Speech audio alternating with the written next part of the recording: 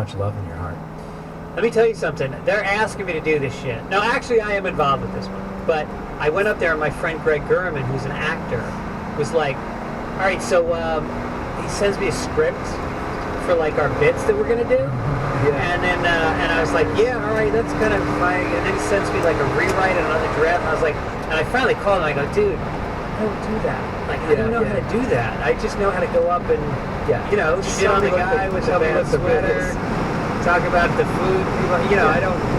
And so he wrote some funny stuff, and we ended up doing it, and it was actually really fun to do stuff like that. Oh, that's cool. Yeah, he wrote this whole thing about Trump. We pretended that the Trump Foundation was giving money to the trust, and I wouldn't have thought to do that. So I don't know. Maybe I'll try.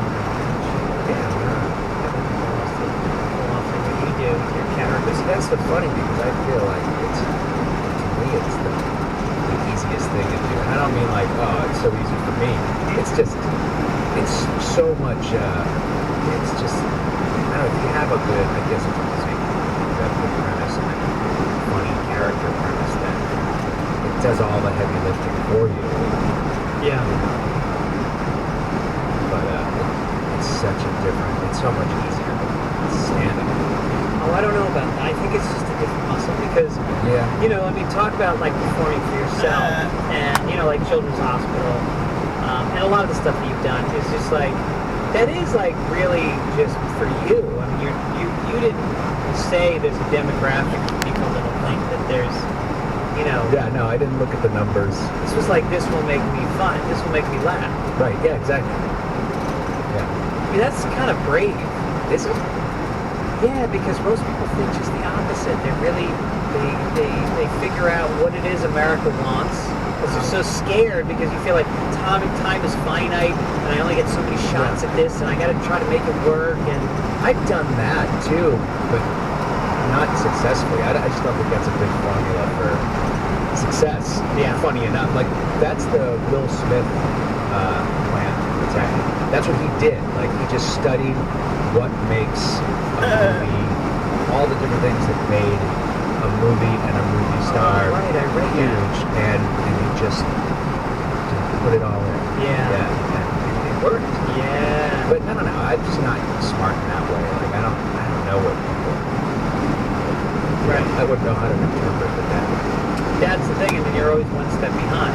I know with comedy, tone changes. You think that right now, a certain type of old comedy is really like Aziz Ansari and conversation and people, whatever. Yeah. You look at that and you go, oh, that's the thing, I'll do that. By the time you get good at that, it's going to be retro, fucking Andrew Dice Clay style or whatever it is.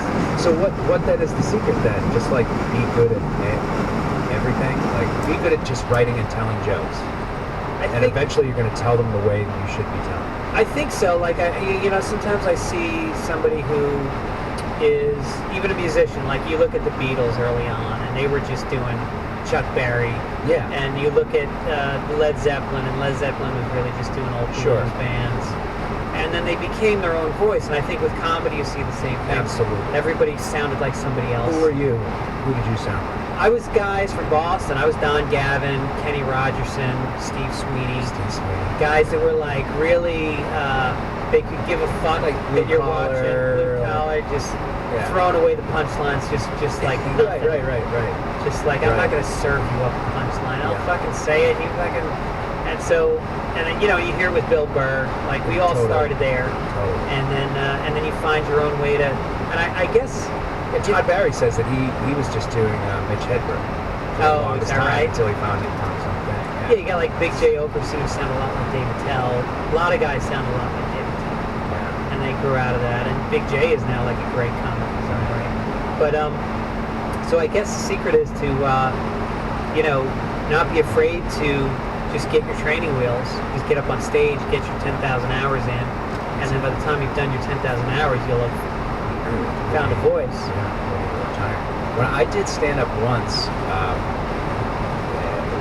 me and John Ross Bowie, you know him. He's an actor. He was in Naked Babies with me with a sketch group back in New York, and he and I were like, let's just go try stand up. And we tried it, and It was just a weird room. I don't quite remember where it was, but I think it was like a first-timers night or something like that. And I definitely chose a big character that wasn't anything like me, and I got off stage and I realized that somehow I was doing like Jake Johansson to the letter. Like, where did that come from? I mean, he's funny as hell, but like, why of all the comedians did I choose Jake Johansson? Yeah. You know, just subconsciously. Yeah. That like a stuttering, you know.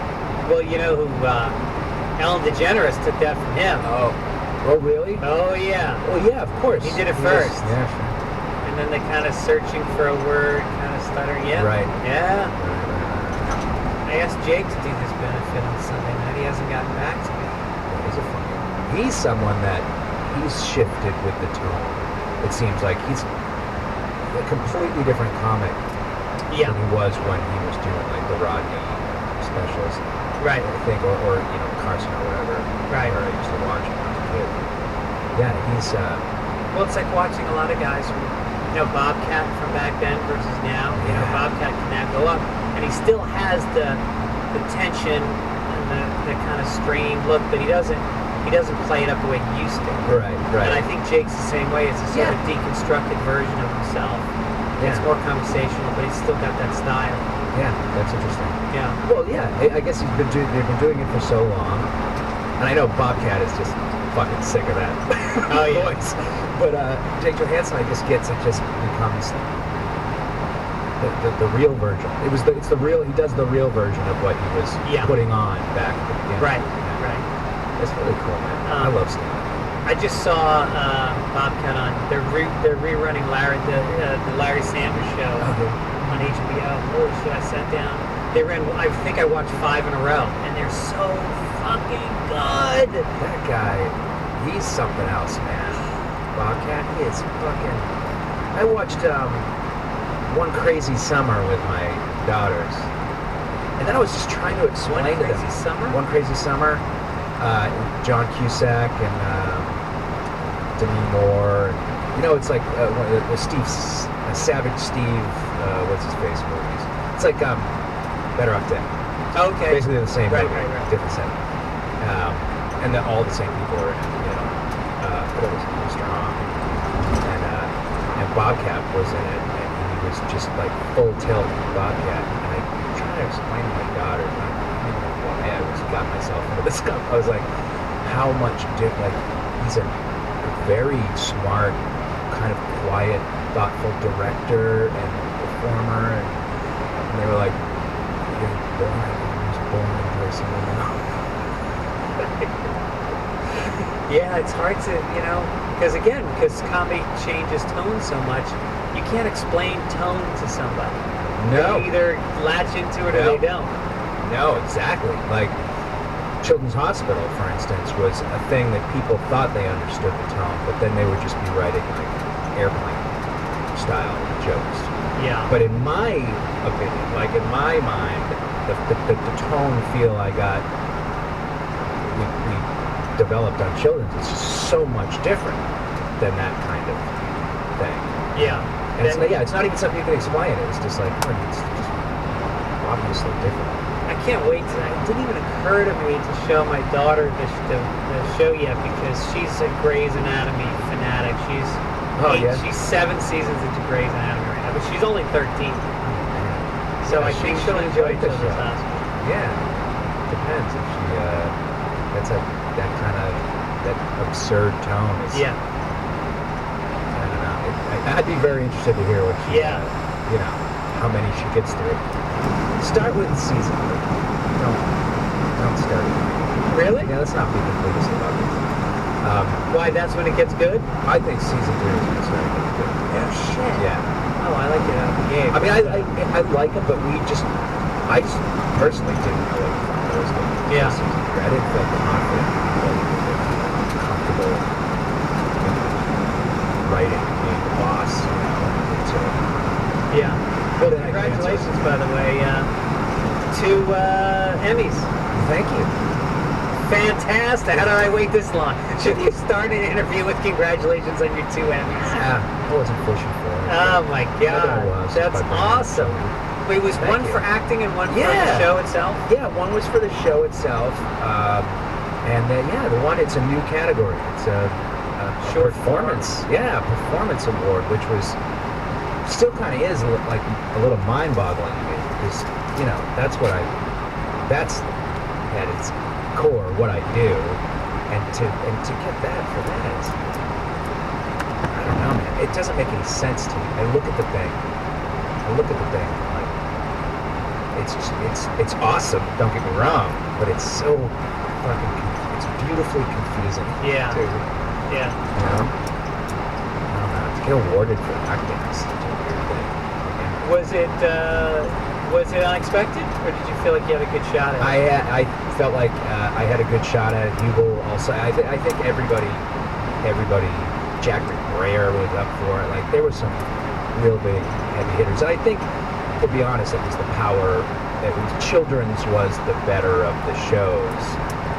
That the most known at least. Right. So I think that probably had a lot to do with it. Yeah. And then it was our last season. I think people were like, all right, Yeah. I'll give it to you. I love how you can minimize something. It's just, I mean, good job. All right. He's a leader. But it's so confusing me. So you know what I did? We got an Emmy bonus built into our contract. No shit. Yeah. And so that was something, because that you can theoretically touch. You know what I mean? And I was like, well, I'm going to buy myself something nice that I can touch, and then it will make more sense. I bought a really nice guitar. Great. I'm teaching myself how to play guitar. for Wow. 2 months. I'm terrible. But now I feel like I can play my Emmy in a way. That's great. I was like, it's so tangible. That's Yeah. what That's great. So you Yeah. taking lessons?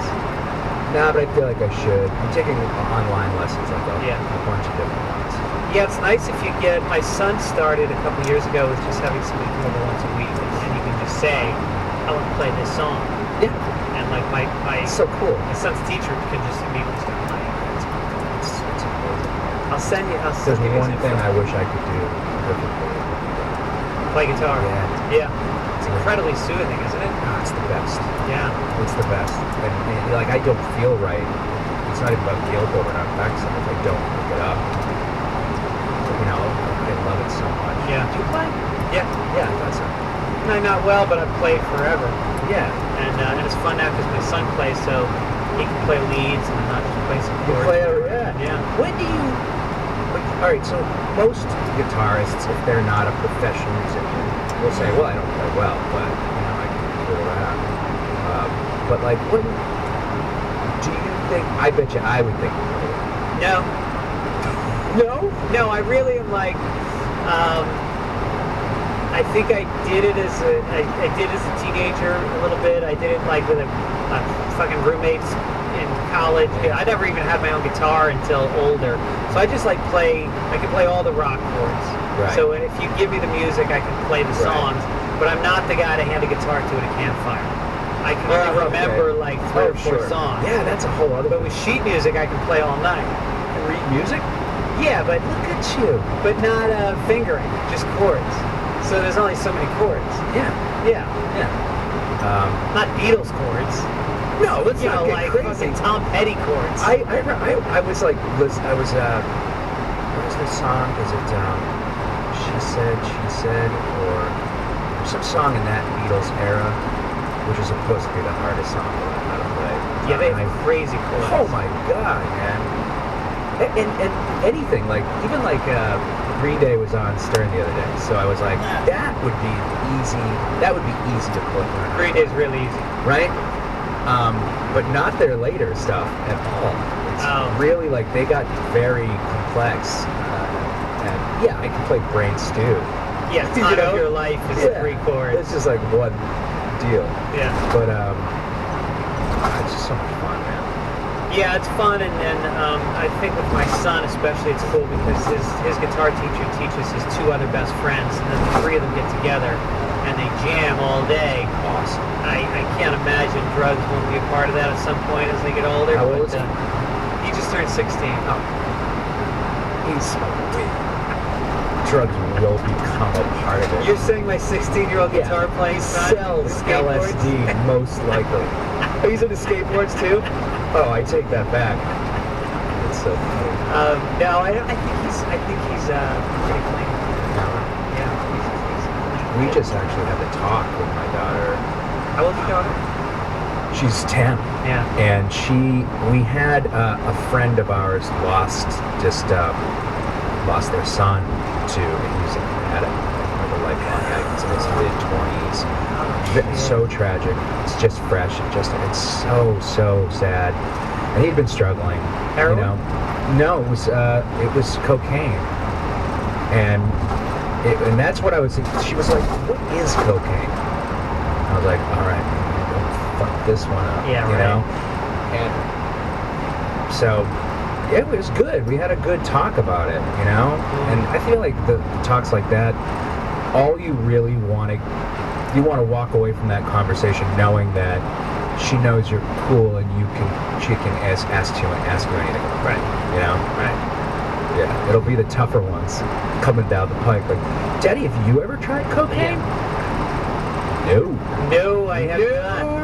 No, ma'am. No, my best friend growing up was a fucking lunatic. Like, broke every law, was in jail, you know, was dealing, and now he is a very successful attorney. And his kids, I know his kids, they have no idea. I'm like, And you know they about your never dad? will. They're like, no, what? I'm like, oh, you really don't. He's a great guy. Great guy. You didn't know that? Yeah, fucking. Yeah. I looked that right in the eyes. Yeah. I wrote a book, unfortunately, about my whole life. Things I've done. You would have did that, huh? Yeah. Did you have that in mind when you were writing it? Like, my kids are gonna... No, I just had my head in the sand. Like they won't live long enough, or like there was no eventualities that led to my kids reading about my life story. Hopefully they just don't care for your stuff. Yeah. Well, that's what I've been counting on. They've never listened to the podcast. You've been building that? Never once listened to the podcast. Yeah. So, why would they? You know? Yeah. This is shitty. You know? That's what it sounded like at first. No, it's they're not even interested, right? Because my daughters aren't. I don't think so. I'm not interested in the least. I mean, my dad was in radio, and I never listened. He'd be on in the kitchen. I'd walk right through the room. Yeah, he was one of the big New York guys. Yeah, big New York. Yeah. But I didn't know interest. But have your kids seen your movies? They've seen one of them, but not. No, they don't. They have no interest in that. Yeah. They're very staunchly anti-inappropriate humor. Oh, that's good. Yeah, like they don't understand. They don't understand why humor has to be inappropriate and funny. Yeah. Like, well, it doesn't. But this is. But oftentimes I find myself doing the inappropriate. No, I did this kids movie called Unaccompanied Minors, and they saw it at a friend's house. I think that's about it. I showed them some children's hospital episodes that I may or may not even have been in. It was more about this is a more slapsticky. They'll love this. Yeah. You know? And they liked it. Yeah. I definitely curate what I show them during the children's hospital. Right. Because it's they don't half the shit they didn't get it. Well, 10 is kind of a cool age because you can start thinking about movies that you liked that you can watch with them. Yeah. Yeah. It's so great. You know that app, the website, Common Sense Media? Yes. So the general rule in our house is you take their age recommendation and you subtract it by about a year or so, sometimes two. You know, that seems to be like the... You mean they can be a little bit younger than what they recommend? Right, yes, I agree 100%. But Dumb and Dumber, we watched them, and they were I think it was probably 12. But there's really nothing but farts and the occasional dick joke. There's nothing. I just don't like bad ideas. Yeah. You know, or violence, or... Like every Disney movie, where the mother is killed. I know. Well, that's just good storytelling, Greg. Kill the mom, you know. Act 1, Scene 1. That's what they kill say. Mom. Kill the mom. Scene 2. Finding the Get mom. the uncle to kill the father. It is a tried and true, Yeah. tested formula.